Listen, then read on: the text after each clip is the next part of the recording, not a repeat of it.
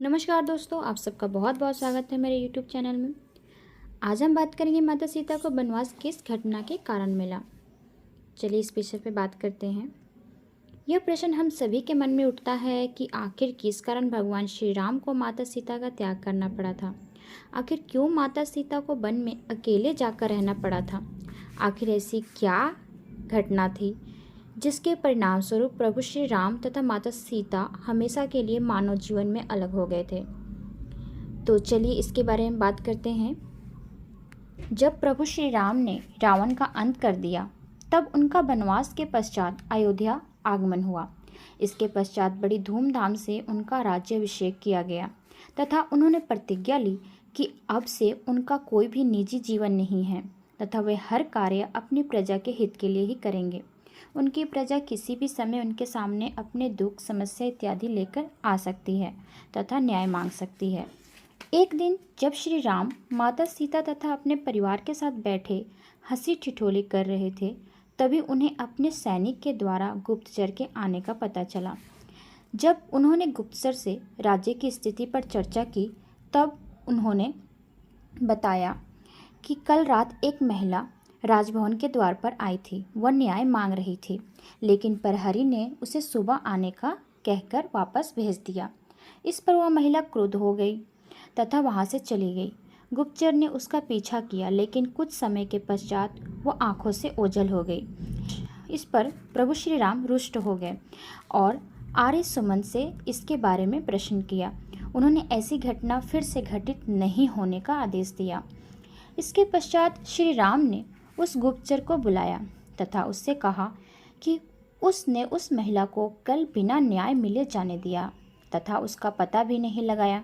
इसलिए जब तक वह महिला का पता नहीं लगाता तथा उसके बारे में जानकारी नहीं निकालता, तब तक उसे सेवा से निलंबित किया जाता है।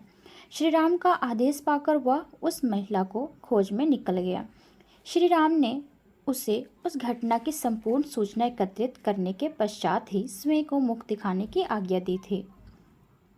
गुप्तचर ने श्री राम को बताया कि उस महिला का तो पता नहीं चला, लेकिन उस महिला का पति उनके राज्य की सीमा पर स्थित गौतमी नदी के पास एक गांव में रहता है।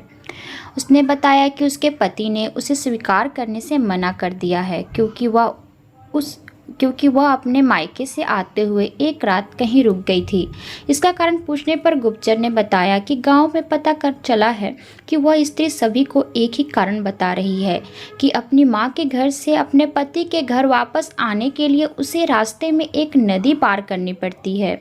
जब वह अपने घर जाने के लिए उस नदी के पास पहुंची, तब तक शाम का अंधेरा हो चुका था तथा वर्षा शुरू हो चुकी थी। इस कारण केवट ने नाव चलाने से मना कर दिया। ऐसे समय में वह कहीं नहीं जा सकती थी, इसलिए विवश होकर उसने वह रात उस केवट की झोपड़ी में व्यतीत की। इसके पश्चात जब वह घर पहुंची, तब उसके पति ने उससे देर से आने का कारण पूछा। उसके पति ने उसकी पवित्रता पर संदेह करके उसे घर से निकाल दिया। इस पर श्री राम ने पूछा कि वह स्त्री अपने पति को विश्वास क्यों नहीं दिला सकी। तब गुप्तचर ने बताया कि उन दोनों के बीच अविश्वास ज़्यादा है तथा उनके बीच लड़ाई झगड़े आम बात है। साथ ही उस स्त्री ने क्षमा मांगने से भी मना कर दिया है तथा कहा है कि जब उसने कोई अपराध ही नहीं किया, तब वह क्षमा क्यों मांगेगी। उस स्त्री ने अपने पति से कहा कि अब मर्यादा पुरुषोत्तम श्री राम का राज्य है, इसलिए वह स्वयं जाकर उनसे न्याय मांगेगी। गुप्तचर की बातों से श्री राम को संदेह हुआ कि उसने उन्हें संपूर्ण बात नहीं बताई तथा ऐसी कुछ बात है जिसे वह उनसे छुपा रहा है। श्री राम ने गुप्तचर को आदेश दिया कि वे स्वयं उसके साथ उनके मित्र बनकर उस गांव में जाएंगे तथा घटना का पता लगाएंगे। इसके बाद श्री राम एक सामान्य नागरिक का भेष धारण करके गुप्तचर के साथ उस गांव में गए। वहां जाकर उन्होंने गांव वालों की बातें सुनी। गांव वालों की बातें के अनुसार उस स्त्री को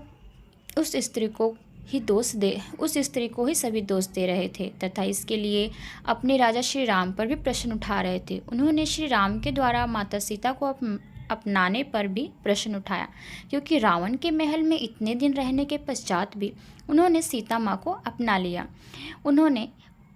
उन्होंने इसे श्री राम की निर्बलता करार दिया तथा उन्हें स्त्री मोह का नाम दिया।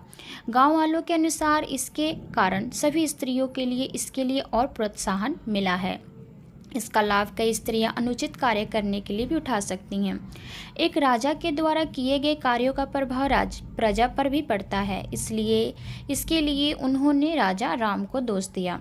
इस घटना के पश्चात श्री राम का हृदय तार तार हो गया तथा उन्होंने गुप्तचर से पूछा कि क्या इस प्रकार की बातें केवल इसी गांव में ही होती हैं या नगर के अन्य गांव में भी इसी प्रकार की बात हो रही है। इस पर गुप्तचर ने इस बात को स्वीकार कर लिया कि माता सीता के बारे में इस प्रकार की बातें अन्य गांव में भी होती हैं। तब श्री राम ने नगर के अन्य गांव में भी जाकर इसका पता लगाने का सोचा। श्री राम जब अन्य गांव में पहुंचे तो मुख्यतः सभी के द्वारा माता सीता के प्रति ऐसी भावना को देखकर विचलित हो उठे। इसके पश्चात वे दुखी मन से राजभवन आ गए तथा उदास रहने लगे। भगवान श्री राम को इस प्रकार दुखी देखकर माता सीता का मन भी उदास हो गया, लेकिन श्री राम ने उन्हें कुछ नहीं बताया। इसलिए माता सीता ने अपने गुप्तचरों के माध्यम से इस बात का पता लगाया तथा उन्हें ज्ञात हुआ कि उनके बारे में अयोध्या के नगर में क्या बातें चल रही हैं तथा श्री राम के दुख का असली कारण क्या है। संपूर्ण बात को जानने के पश्चात माता सीता ने स्वयं ही यह कठोर निर्णय लिया तथा वन में चली गई। श्री राम ने उन्हें रोकने के लिए बहुत प्रयत्न किए, लेकिन माता सीता ने उन्हें वचनों से बांध दिया तथा वन की ओर प्रस्थान कर गई। आई होप कि आप सबको वीडियो पसंद आया होगा।